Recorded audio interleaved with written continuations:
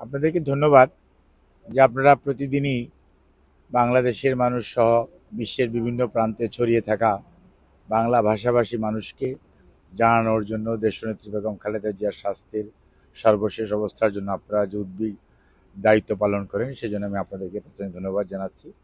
তো একটা জিনিস সবসময় মনে রাখতে হবে, বেগম খালেদা জিয়া উনি বিএনপি চেয়ারপারসন, 3বারের সাবেক প্রধানমন্ত্রী, সবই ঠিক। ইন স্পাইট অফ দ্যাট উনি কিন্তু একজন রুগী। ওনার কতগুলো রাইটস অ্যান্ড প্রিভিলেজ আছে, মেডিকেল এথিক্স বলে একটা কথা আছে। কাজে সব জিনিস সব সময় সব জায়গায় যে বলতে হবে এটা পেশেন্ট রাইটসে টোটালি কন্ট্রাডিক্টরি।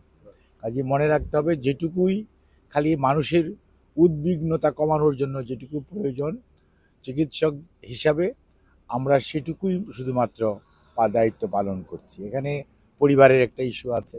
আমাদের দলের ভারপ্রাপ্ত চেয়ারম্যান জনাব তারেক রহমান সাহেব, ওনার সহধর্মিণী ডাক্তার জুবাইদা রহমান, এবং আমি সবসময় বলি সৈয়দা শামেলা রহমান, আর আপনারা সবসময় লিখেন শর্মিলা রহমান, অর্থাৎ নামটাও অনেক সময় ভুল হয়। হয়তো আমি ধরে নিচ্ছি অনিচ্ছাকৃত, কিন্তু আমি আপনাদেরকে অনুরোধ করব দয়া করে এটি একটু কারেকশন করে নেবেন। মরহুম আরাফাত রহমান কোকর সহধর্মিণী সৈয়দা শামেলা রহমান। ওকে, আচ্ছা। ওনাদের ম্যাডামের 3জন নাতনি এই দেশে আছেন। আহ, আমাদের জায়মা, জাফিয়া এবং জাহিয়া, সবার নামের পিছনে রহমান আছে। দে আর ডুইং দেয়ার প্রফেশন। যে কথাটি বলছিলাম, উনি এখানে ভর্তি আছেন, ওনার চিকিৎসার পরীক্ষা নিরীক্ষা শুরু হয়েছে, পরীক্ষা নিরীক্ষা চলছে, এবং 8 তারিখ থেকে আজকে 14 তারিখ, 6 দিন। তার মধ্যে সপ্তাহের মধ্যে 2 দিন হলিডে ছিল। কাজেই অনেকগুলো পরীক্ষা নিরীক্ষা আছে, কারণ ওনার শরীরে লিভারের জটিলতা আছে, কিডনির জটিলতা আছে, হার্টের জটিলতা আছে, প্রত্যেকটাকে অ্যাড্রেস করার প্রয়োজনীয়তা আছে।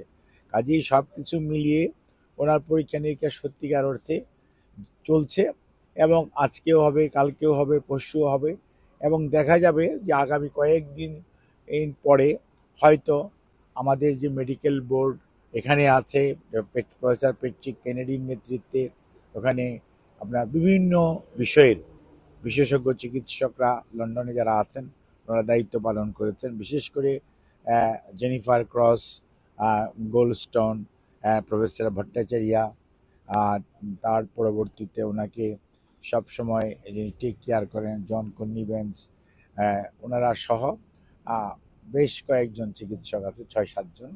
এবং এছাড়াও আমাদের দেশের professor Nuruddin, professor FM Siddiqui, professor doctor Shahabuddin Talukdar এবং ডক্টর জাফর ইকবাল, আল মামুন আমার পাশে দাঁড়িয়ে আছে। এনারা সবাই আছে। ওনারা দেখেন আমাদের চিকিৎসকদের সাথেও ওনারা ওনাদের ডিসিশন, ওনাদের অবজারভেশন শেয়ার করেন। পরবর্তীতে ওনারা এটা চিকিৎসা যেটা করা প্রয়োজন ওনাদের প্রোটোকল অনুযায়ী এবং সর্বাধুনিক যে চিকিৎসা দেওয়া প্রয়োজন সেটি গত 2 দিন যাবৎ কিছু কিছু পরিবর্তন আনা হয়েছে। এবং আপনারা হয়তো অনেক সময় এমন কিছু লিখে ফেলেন যেটি মানুষকে অনেক ক্ষেত্রে কখনো কখনো নিরাশ করে দেয়, কখনো কখনো অতি উৎসাহী করে দেয়। এটা কোনোটাই ঠিক না। ফ্যাক্টস থাকা উচিত। এবং এই ব্যাপারে শুধুমাত্র এটুকুই বলা যায় যে ওনার সুচিকিৎসার জন্য এখানে উনি এসছেন, আলহামদুলিল্লাহ, আল্লাহর কাছে শুক্রিয়া। এবং আপনাদের মাধ্যমে দেশবাসীর কাছে এবং দেশের এর বাইরেও পৃথিবীর মানুষ যারা ওনার জন্য, ওনার ওয়েল উইশার, সবার কাছে ওনার পরিবার এবং ওনার পক্ষ থেকে আমরা দোয়া চাই। উনি নিজেও দোয়া চেয়েছেন, আপনাদেরকেও যেমন ধন্যবাদ জানিয়েছেন, দোয়াও চেয়েছেন ওনার সুচিকিৎসা যাতে হয় এবং যাতে উনি আরেকটু সুস্থ হয়ে দেশে ফেরত যেতে পারেন। সেই জন্য আপনারা সবাই ওনার জন্য দেশবাসীর কাছে দোয়া চাইবেন। এবং আমরা আপনাদেরকে অনুরোধ করব আপনাদের মাধ্যমে যে একটা জিনিস, যে বাংলাদেশে গত 21 সনের 10ই এপ্রিল উনি করোনা আক্রান্ত হয়েছিলেন। তার পরবর্তীতে উনি বিভিন্ন ওকেশনে 15 বার উনি এভার কেয়ার হসপিটালে ভর্তি হয়েছেন। 422 দিন হসপিটালে ভর্তি ছিলেন বিভিন্ন রোগ নিয়ে। জন হপকিন্সের চিকিৎসকরা, আমেরিকার নিউ ইয়র্কের আরও চিকিৎসক, অস্ট্রেলিয়ার চিকিৎসক ডাক্তার জুবাইদা রহমান সহ সারা পৃথিবীর একটা বড় মেডিকেল বোর্ড করে আমরা ওনার চিকিৎসা করেছি।